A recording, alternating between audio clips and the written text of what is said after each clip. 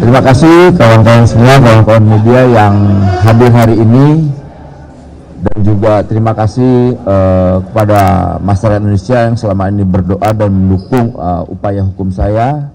Hari ini keadilan dan hukuman terhadap saya sudah selesai dan saya menerima hukuman itu karena memang dari awal saya sudah mengakui kesalahan saya. Ya, ini konsekuensi jadi pejabat yang lengah, menjadi pejabat yang ya membuat banyak publik kecewa ya. Saya tidak punya kata-kata selain saya memohon maaf kepada rakyat Indonesia, kedua kepada Presiden Prabowo, ketiga kawan-kawan buruh yang selama ini saya perjuangkan. Saya mohon maaf sekali telah mengecewakan mereka, dan khusus juga untuk keluarga saya, istri saya dan anak saya. Dan ini pukulan telak dalam proses perjalanan hidup saya selama saya menjabat, dan juga dalam proses hidup saya yang selama ini ya kawan-kawan media tahu lah ya, saya punya komitmen dan dedikasi saya untuk bekerja untuk kawan-kawan buruh, pekerja, dan juga kawan-kawan media yang selama ini kena layoff atau PHK.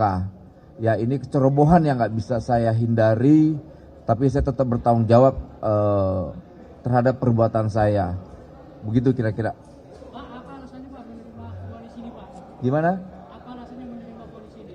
Ya, pertama, ya ini hukuman yang harus saya terima, nggak bisa tidak. Jangan juga kita menjadi pejabat kemudian kita mengelak atau menghindar dari tanggung jawab itu.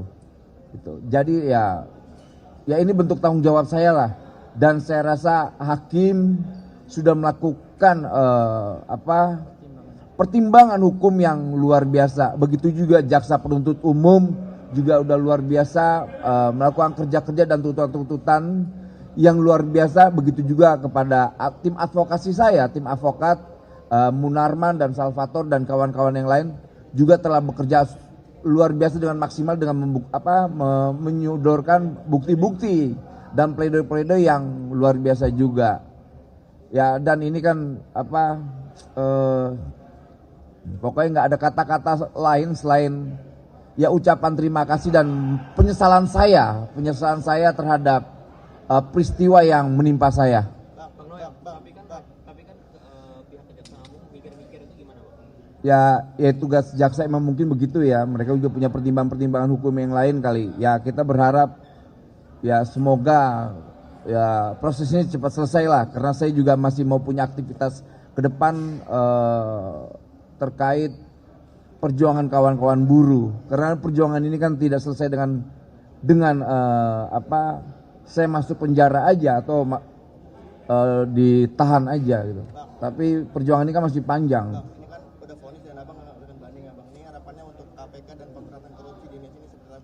Pertama, ya harapan saya KPK jangan nipu-nipu lagi lah, jangan nipu publik, jangan nipu bangsa ini. Kalau OTT, kalau tidak gitu loh. Jangan punya motivasi-motivasi yang lain, misalnya kayak cuma motivasi supaya dapat naik pangkat, bisa jadi Kapolres atau jadi Kapolda atau jadi apa, itu memalukan. Karena gini, memberantas korupsi itu harus punya komitmen moral.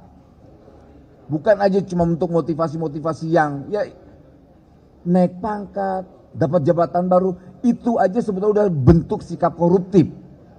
Gitu. Jangan pejabat-pejabat ini menjadikan target, karena kan undang-undang KPK ada yang namanya pencegahan.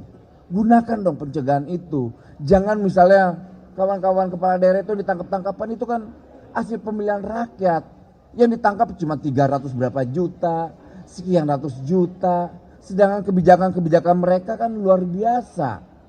Jangan sampai nanti publik menganggap institusi KPK ini institusi yang standarnya standar penitipan. Karena kita lihat maaf ya, kepemimpinan KPK hari ini bukan didasari oleh integritas moral, tapi hasil titipan para oligarki. Itu. Kenapa? pemerintahan Prabowo. Nah ini yang terbaru kan Pak Dadang MBG terlibat korupsi. Ya ini juga memprihatinkan ya, Pak Prabowo luar biasa bekerja untuk bangsa ini dan rakyat ini, ya tercederai dengan, ya mungkin saya tidak mau memberi sebuah kesimpulan ya, karena ini kan masih dalam proses hukum, saya tidak berani terlalu masuk ke sana, tapi yang pasti ya kita pejabat ini terkadang lengah dengan hal yang seperti itu.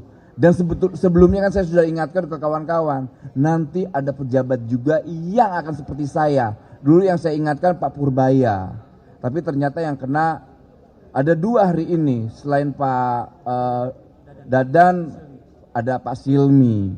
Dan kemudian dalam bulan Juni-Juli ini banyak juga pejabat yang akan ditangkap oleh KPK. Itu.